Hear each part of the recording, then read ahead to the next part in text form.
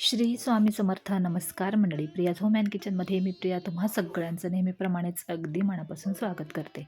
तर मंडळी, आजच्या व्हिडिओमध्ये आपण या वर्षीच्या येणाऱ्या मार्गशीर्ष गुरुवारची संपूर्ण माहिती पाहणार आहोत. अगदी कधीपासून गुरुवार सुरू आहेत त्या तिथपासून तर शेवटच्या गुरुवारी अमावस्या आहे, तर आपण उद्यापन करावं का, किंवा सुतक असेल किंवा मासिक पाळी असेल तर आपण काय करायचं, किंवा पूजा कशी करायची, त्याचबरोबर पूजेची मांडणी, पूजेचे नियम सगळं काही एकाच व्हिडिओमध्ये आपण आज पाहणार आहोत. जर तुम्हाला मार्गशीर्ष गुरुवारची काहीच माहिती नसेल आणि महालक्ष्मीचे हे गुरुवार तुम्हाला करण्याची इच्छा असेल तर हा व्हिडिओ तुम्ही स्किप न करता संपूर्ण पहा, जेणेकरून तुम्हाला एकाच व्हिडिओमध्ये संपूर्ण माहिती मिळेल आणि तुमच्या मनात काही शंका असतील तर त्यासुद्धा दूर होतील. तर चला आपण व्हिडिओला आपल्या सुरुवात करूया. तर मंडळी, यावर्षी मार्गशीर्ष गुरुवार म्हणजेच मार्गशीर्ष महिन्यातील लक्ष्मीपूजन हे 14 डिसेंबर 2023 गुरुवारपासूनच सुरू होत आहे. दुसरा गुरुवार 21 डिसेंबर आणि तिसरा गुरुवार हा 28 डिसेंबर. त्याचबरोबर चौथा गुरुवार 4 जानेवारी आणि 5वा गुरुवार हा 11 जानेवारीला येत आहे. तर या दिवशी सर्वप्रथम आपण जेव्हा सकाळी उठू ना, तर तेव्हा आपल्या दारात छान असा सडा रांगोळी काढणं आणि त्याचबरोबर लक्ष्मीची पावलं किंवा देवीची पावलं काढणं खूप शुभ असं मानलं जातं. तर आता आपण आजच्या व्हिडिओमध्ये संपूर्ण माहिती मी तुम्हाला सांगते. लक्ष देऊन तुम्ही ऐका, जेणेकरून जर तुम्हाला व्रत करायचं असेल तर तुम्ही नक्कीच करू शकता. तर महालक्ष्मी देवीची स्थापना करताना देवी आईचे हे जे मुख आहे किंवा तोंड आहे हे पूर्वेकडे किंवा उत्तरेकडे असावे, सगळ्यात अगोदर आपल्याला लक्षात घ्यायचं आहे. आणि देवीची स्थापना करण्यापूर्वी घरातील जागा स्वच्छ करून आपल्याला जिथे स्थापना करायची आहे तिथे जागा स्वच्छ करून घ्यायची आहे. आणि ज्या ठिकाणी स्थापना करायची आहे त्या जागी पाट किंवा चौरंग आपल्याला मांडायचा आहे. त्यावरती छान अशी रांगोळी काढून घ्यायची आहे. त्याचबरोबर थोडेसे गहू तांदूळ चौरंगाच्या मध्यभागी आपल्याला वर्तुळाकार पसरून घ्यायचे आहेत. पितळाचा किंवा चांदीचा स्वच्छ तांब्या, अगदी तांब्याचा सुद्धा तांब्या तुम्ही पाण्याने स्वच्छ असं धुवून भरून घ्यायचा. त्यात सुपारी, एक नाणं आणि दुर्वा वगैरे घालायच्या. त्याचबरोबर 5 प्रकारच्या झाडांच्या 5 डहाळ्या किंवा 5 झाडांची प्रत्येकी 5 पाने कलशाच्या तोंडावर रचून त्यावरती आपल्याला नारळाची शेंडी नेहमी वरती ठेवायची आहे. आणि अशा प्रकारे नारळ ठेवायचा आहे. हा झाला आपला कलश स्थापनेसाठी तयार. त्याचबरोबर हळद व कुंकवाची बोटे आपल्याला कलशाच्या बाहेरून लावायची आहेत. आणि तांदूळ किंवा गहू पसरलेल्या चौरंगावरती हा कलश आपल्याला नीट असा ठेवायचा आहे.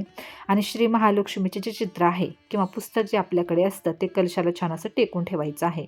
आणि त्यानंतर मग आपल्याला ओम केशवाय नमः, ओम नारायणाय नमः, ओम माधवाय नमः हा मंत्र स्वतःच म्हणून याची स्थापना आपल्याला करायची आहे. त्याचबरोबर पळीने पाणी हातावर घेऊन ओम गोविंदाय नमः असे म्हणून हातातील पाणी आपल्याला ताम्हणात सोडून घ्यायचं आहे.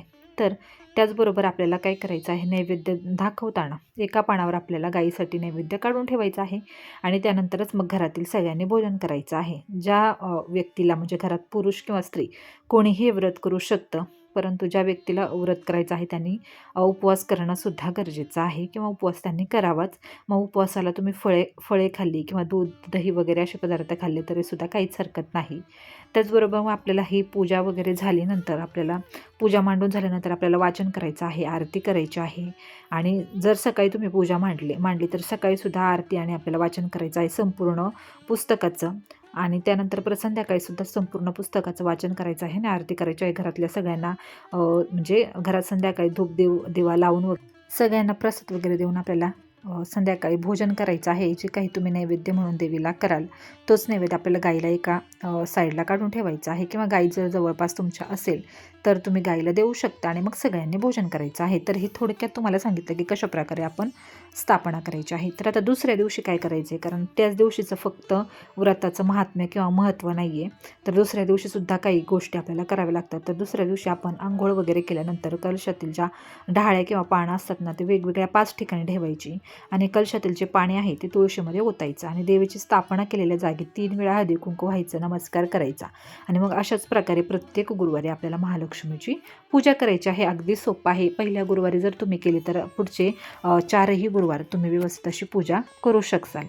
तर मार्गशीर्ष महिन्यातील पहिल्या गुरुवारपासून सर्व गुरुवार हे व्रत करायचं असतं आणि मग शेवटच्या गुरुवारी उद्यापन करायचं असतं आणि मग काही ठिकाणी ब्राह्मणाला वगैरे दान दिलं जातं आणि मग आमच्या इकडे सुवासिनींना उद्यापनाच्या दिवशी बोलून हळदी कुंकू केलं जातं.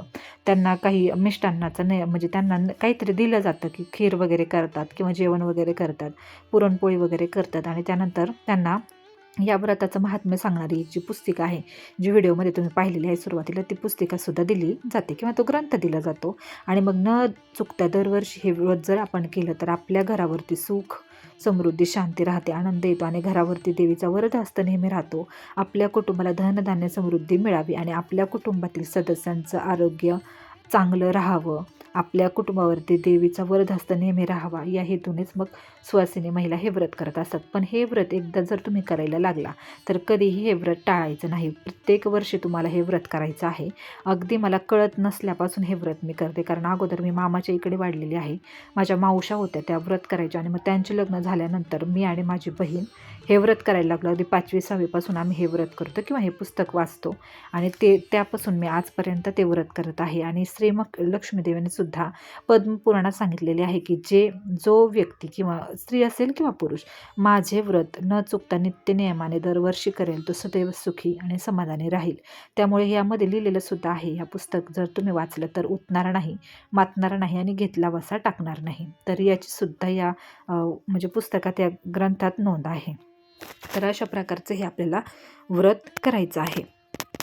तर आता आपण या व्रताचे काही नियम आहेत ते पाहून घेऊया. तर शास्त्रीय व्रतांपैकी मार्गशीर्ष गुरुवारचे लक्ष्मी व्रत हे व्रत, या व्रताची देवता नारायणास समवेत लक्ष्मीसुद्धा आहे आणि या व्रताची सुरुवात मार्गशीर्ष महिन्यातील पहिल्या गुरुवारी करायची असते आणि उद्यापन शेवटच्या गुरुवारी करायचं असतं. तर हे व्रत कोणीही करू शकतं, अगदी मुलं, सवाष्ण स्त्री किंवा पुरुष कोणीही करू शकतं. व्रतधारी जे आहेत त्यांनी बुधवारी सूर्यास्तापासून शुक्रवारी सूर्योदयापर्यंत मग कांदा लसूण वगैरे खायचं नाही. त्याचबरोबर मार्गशीर्ष महिना संपूर्ण मांसाहार आपल्याला टाळायचा आहे. हे व्रत समाधान, शांती, ऐश्वर्य मिळावं म्हणून, तसेच लक्ष्मीची आपल्यावरती कृपा राहावी, सदैव कृपा राहावी म्हणून करायचं असतं. आणि व्रताच्या दिवशी घरातील वातावरण हे नेहमी आनंदीदायी ठेवायचं आहे. घरात कलह अजिबात असता कामा नये आणि व्रत करणाऱ्याने सकाळी लवकर स्नान करून निर्मळ मनाने आणि निर्मळ शरीराने हा पूजाविधी करायचा असतो. तर मार्गशीर्ष महिन्यातील शुक्ल पक्षातील पहिल्या गुरुवारी या व्रताची सुरुवात करायची असते आणि शेवटच्या गुरुवारी आपल्याला उद्यापन करायचं असतं. ते कसं करायचं हे सुद्धा तुम्हाला सांगितलेलं आहे. अगदी तुम्ही 5 किंवा 7 सुवासिनी बोलवून त्यांना हळदी कुंकू देऊन एक फळ आणि व्रतकथेची एक प्रत देऊन सुद्धा छान उद्यापन करू शकता. आणि तुमची इच्छा असेलच तर तुम्ही छान जेवण, सुग्रास असं स्वयंपाक तुम्ही त्यांच्यासाठी करू शकता, काहीच हरकत नाही.